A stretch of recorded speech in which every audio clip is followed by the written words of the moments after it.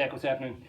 I'm just going to throw down a couple ideas for fills for you, and we'll build upon it. As I was kind of preparing a little bit for this, thinking about what some of my favorite licks are, I started getting all these other ideas, and it's like, oh dang, I gotta start working on this and this and this.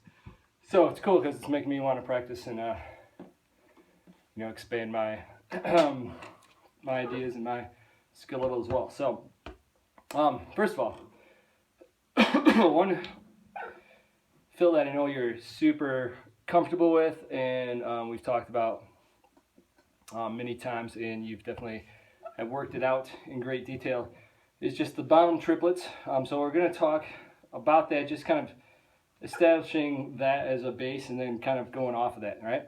So the reason for that is because in my natural evolution of playing, bottom triplets were one of those things I did early on, high school level type stuff. That was like my go-to lick for a number of years.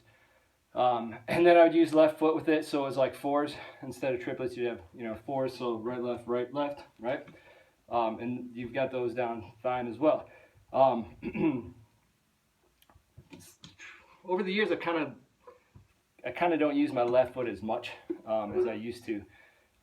I use a lot more. If I do doubles, more times than not, it's with my right, like a little type of thing. So we'll talk about that. And we have talked about that before a little bit, but I use that slide technique. Some people do the heel toe. I kind of slide it up. So I'll show you some variations. So off the bottom triplet. If you think the bottom triplet though, just like right left base or base right left or whatever combination, that's kind of going to be the root for some of these licks, and then there's going to be some variations off that. Some of the other fills are just like different sticking patterns. Sticking patterns I like to use, diddle-ish type of rudiments. So we'll talk about those as well. So anyways, so from the bottom triplet, right, we got the right left base.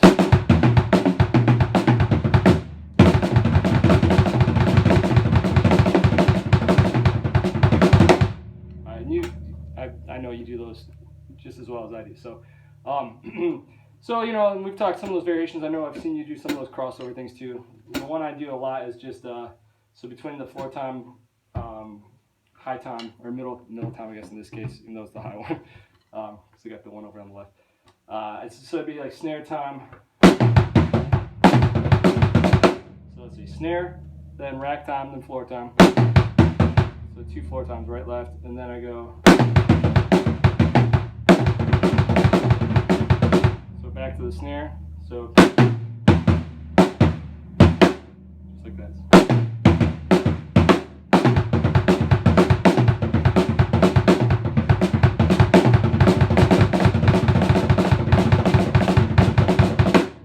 Crossover just between the snare and floor time.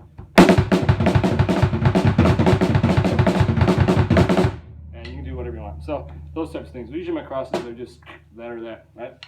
All right. So those bottom triplets, right left bass. The first way I really remember adapting them, besides adding a fourth, hit in there with a double pedal, was to change the sticking a little bit. So instead of just right left bass, I might flip, so like right left bass, left right bass. Right, and that gives you kind of that same sound I was doing a little bit ago with the crossovers, but without having to cross over.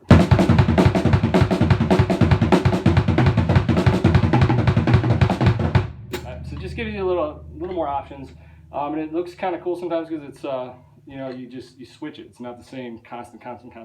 You'll see like a variation like. So if I go from triplets for a while,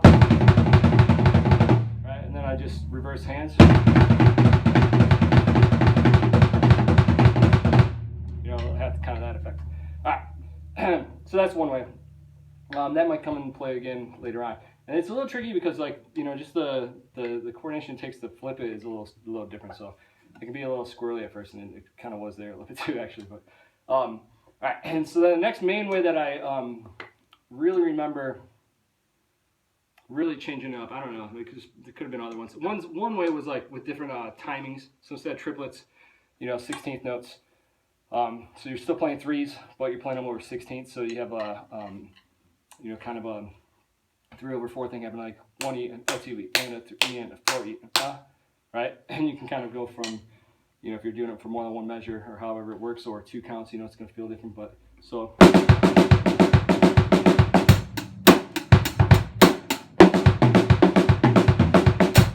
Or if you start at bass, it sounds better with the kick because then you can end with like a.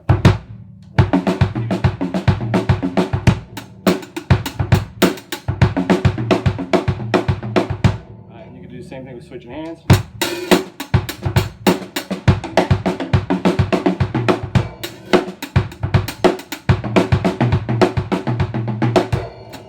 And you know, variations from that. So just kind of thinking that way. One thing I was actually messing around with recently was trying to do 5s. So I think I taught them to you as like diabolicals, or I don't know if we got into the Indian style like takita taka takita taka or taka takita taka takita. But if not, that's another lesson. But the Indian style way, kind of the last 10 years or so, has really been beneficial to me, like just the way they develop their rhythms. But so anyways, that would be like, it's a little weird because count 1 is always on a different, well, for, you know, 3 times in a row, it's on a different limb. So it'd be like, say I start with my right hand, so 1, 2, 3, 4, 5, right? And then 1's gonna be on the kick drum now. 1, 2, 3, 4, 5, and then the left hand, 1, 2, 3, 4, 5. Let's figure out which one fell to the left hand. So it kind of has that weird loop. Sorry, I just flipped hands because it's easier, but.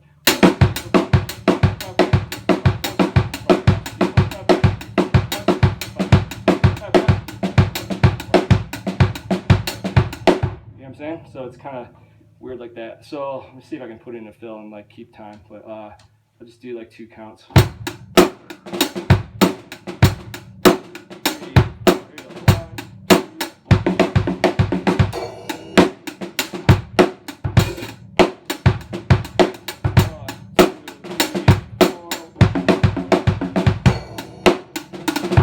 Alright, so the first time I didn't play the bass on 1, just so you could tell the right hand was hitting. Second time I doubled it. It was a little late though, because last second in my head I was like, I should double this. But anyways, cool. So, and then obviously 6s, you know, so any of those things, 4s, 6s, 8s, you can play the same 3-note hit and then just figure out where it displaces, right? So that's kind of triplets, right? All right, so from there, still bound triplets, I started, as my right foot got a lot quicker and like tighter playing doubles, right? I would play bottom triplets, but I'd double stroke everything. So like, so you just have 6s, but it's split 2-2-2, right? So 1, 2, 6. Right? So right? Makes sense. So.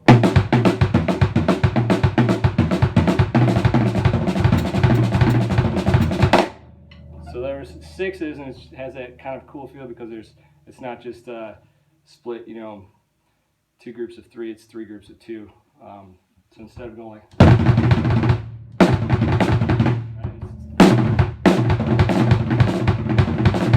it's split a little different. So depending on what kind of drum combination, you know, one might sound better than the other. Like that first one, you know, that's actually that I don't know, that Ozzy, like Over the Mountain, whatever that song is. So that drum combination you couldn't get playing doubles. You know, you have a little different drum combination. But it's cool for funk. So I'll show you kind of in a groove here.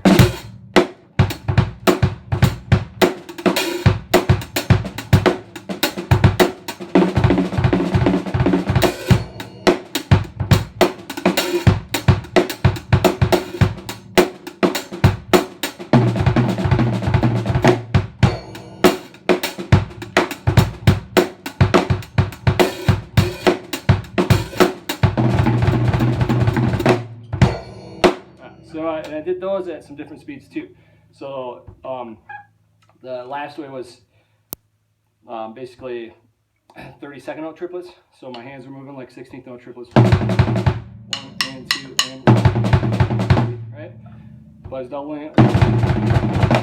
Okay, it's kind of fast for that, so it kind of feels almost more groovy to play the 3/4 feel, but now you're doubling, so it's like 30-second notes, but playing them, you know, as sixes, as a 6-note loop. So like, think of my right hand lead, just think whatever hand's leading, think of that as being the pulse. So in that case, it's like, you know, if I start on 3, 3, and then stop on 1, you know, 3, and.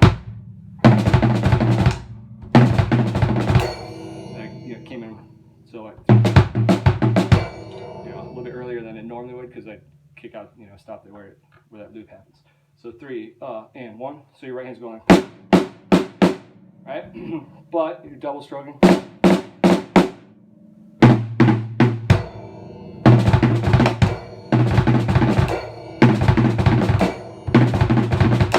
don't know, you could like, so there, I'm get kind of into with it.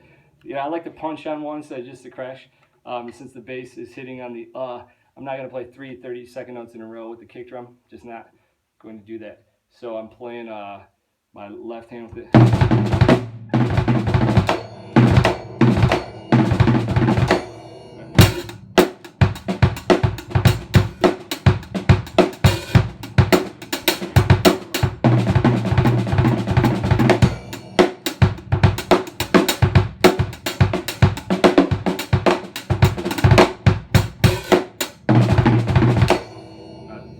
So it's kind of in there.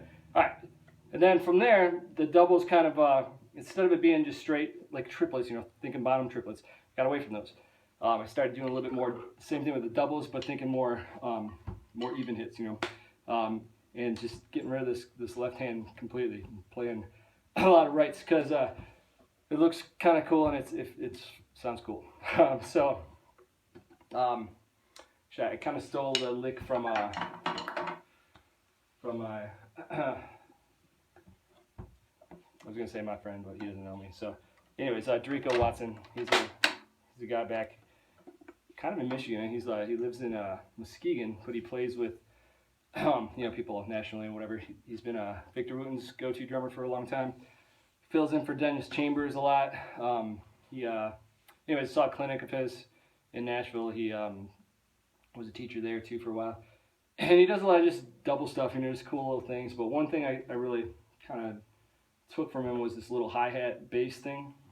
It's just doubles, two rights on the kick drum, so snare kick, but sound like something like that, right? So just 2-2, right? So you're thinking double stroke rolls with the bass instead of the snare, and that's one way I really practiced it. But it's kind of fun off that.